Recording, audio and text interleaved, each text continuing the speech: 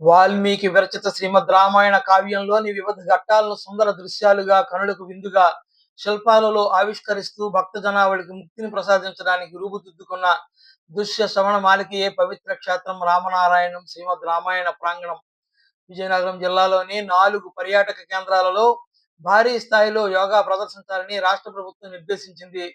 దానిలో భాగంగా ఈ రోజు రామనారాయణలో యోగాంధ్ర కార్యక్రమాన్ని విజయవంతంగా నిర్వహించారు. ఉరుకులు పరుగుల జీవితం మోసుకొస్తున్న ఒత్తిళ్లను సమర్థవంతంగా ఎదుర్కోవాలంటే యోగా ఒక గొప్ప వజ్రాయుధం.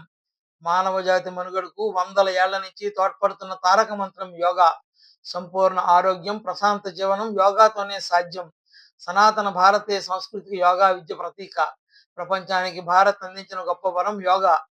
యోగా శారీరక మానసిక ఆరోగ్యాన్ని కాపాడడంలో కీలక పాత్ర పోషించే ఒక ఆయుధం. నిరంతర వర్తమానాన్ని అనుభూతిస్తూ పోవడమే ధ్యానం. ధ్యానంలో క్షణికంగా మెరిసే ఆహార స్థితి, సక్రమమైన సాధన, సరళమైన జీవనం ద్వారా నిరంతరమే వెలుగుతుంది. అలా జీవిత ప్రయాణంలో ప్రతి క్షణము ధ్యానంగా మారడమే యోగం. ప్రతి మనిషి తప్పించేది కాలాతీత స్థితి, అహరహిత అంటే నేను అనే భావన లేని స్థితి కోసమే. ఆధ్యాత్మిక సాధనంతా మనల్ని మనం మర్చిపోవడానికి. మన ఆలోచనలు ఎక్కడో ఉండి చివరికి ఎక్కడా లేకుండా అయిపోతాయి. అప్పుడే నిజమైన ఆనందం.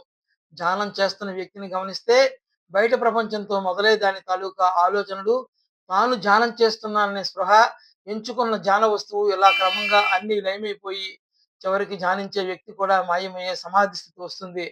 అలా ధ్యానం ద్వారా పొందే స్థితి శూన్య స్థితి. ఇది మిగిలిన వాటి కంటే చాలా ప్రత్యేకమైనది. మానవాళికి పతంజలి ప్రసాదించిన అద్భుత వరం యోగ విజ్ఞానం. మనిషిలో రుగ్మతలు తొలగించి ఆనంద తీరాలకు చేర్చే అత్యుత్తమ మార్గం యోగ మార్గం. యోగాభ్యాస అంతిమ లక్ష్యం మనసుపైనే కాదు, శరీరంపై కూడా పట్టు సాధించటం. మనలోని అంతర్గత శక్తి, వ్యక్తిగతంగా శారీరక స్రవంతులను, అతీంద్రియ కేంద్రాలను తెరవగలిగే శారీరక భంగిమలే ఆసనాలు. ఇవి శారీరక మానసిక స్థితిని తెలియచేస్తాయి. ఆసనాల వల్ల బాధ, ఒత్తిడి, ఆందోళన అధిగమించే అవకాశం కలుగుతుంది. మనసును శాంతపరిచి సమతుల్యత సాధించడానికి యోగాభ్యాసం ఉపకరిస్తుంది. వేదాలు, ఉపనిషత్తులు, భగవద్గీత, యోగ వాసిష్టం, పతంజలి యోగ సూత్రాలు, పురాణాలు, ఇతిహాసాలలో యోగా ప్రస్తావన ఉంది. క్రీస్తు పూర్వం 3000 నాటి సింధు లోయ నాగరికతలో యోగ సాంప్రదాయానికి చెందిన ఆనవాళ్లు లభించాయి. భగవద్గీతలో యోగ సాంప్రదాయంపై సాధికారిక వ్యాఖ్యానాలు ఉన్నాయి. స్వామి వివేకానంద 1893లో అమెరికా పర్యటన సందర్భంగా వెలువరించిన ప్రసంగాల్లో యోగ విద్య ప్రాధాన్యాన్ని ప్రస్తావించారు.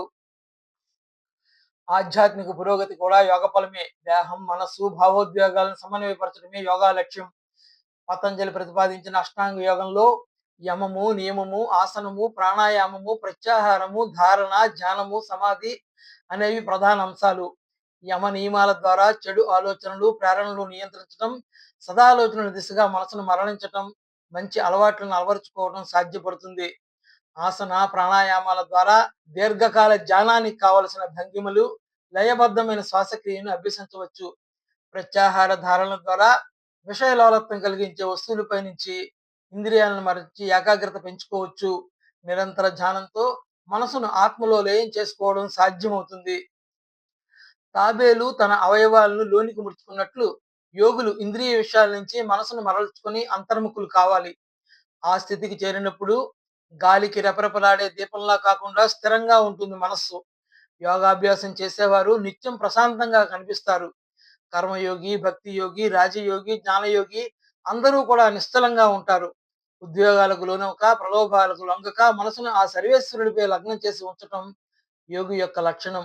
మానసికంగా, శారీరకంగా తనను తాను ఉద్ధరించుకునేవాడు అసలైన యోగి అని నిర్వచించింది భగవద్గీత. అందువల్ల శారీరక, మానసిక, ఆధ్యాత్మిక శక్తులు కలగలిసిన యోగ సాధనకు ఉపక్రమిద్దాం. ఆ మార్గంలో పురోగమిస్తూ ఆనంద తీరాలకు చేరుకుందాం. ప్రముఖ ఆధ్యాత్మిక పర్యాటక కేంద్రం రామనారాయణంలో రామనారాయణుని పాదాల చెంత రామధనుస్సు ఆకృతిలో రాష్ట్ర మంత్రి కొండపల్లి శ్రీనివాస్, జిల్లా collector doctor BR Ambedkar, joint collector S Sethumadhavan సహా సుమారు 1500 మంది ప్రభుత్వ అధికారులు, సిబ్బంది, ఆరోగ్య కార్యకర్తలు, పరిసర గ్రామాల ప్రజలు భక్తి ప్రపత్తులతో యోగాసనాలు వేశారు. ఆయుష్ విభాగం ఆధ్వర్యంలో యోగా గురువులు డాక్టర్ ఆరిశెట్టి ఇందుమతి, సుందర శివరావులు కార్యక్రమంలో పాల్గొన్నందరికీ సుమారు 45 నిమిషాల పాటు పలు యోగాసనాలు వేయించారు. జిల్లా కలెక్టర్ నేతృత్వంలో joint collector Seethamadhavan, DRDA project director Kalyan Chakravarthi, పర్యాటక అధికారి కుమారస్వామి, డీఎస్‌డీఓ వెంకటేశ్వరరావు, డీఎంహెచ్ఓ జీవన్ రాణి, ఆయుష్ అధికారి ఆనందరావు తదితరులు పకడ్బందీగా ఏర్పాట్లు చేశారు. ఆయుష్ జిల్లా అధికారి డాక్టర్ బి వరప్రసాద్, యోగాంధ్ర ప్రత్యేక అధికారి ఎం ఆనందరావు, ఎన్‌సీఎస్ ట్రస్ట్ సభ్యులు చంద్రకళ, మేనేజర్ శ్రీనివాసరాజు తదితరులు పాల్గొన్నారు.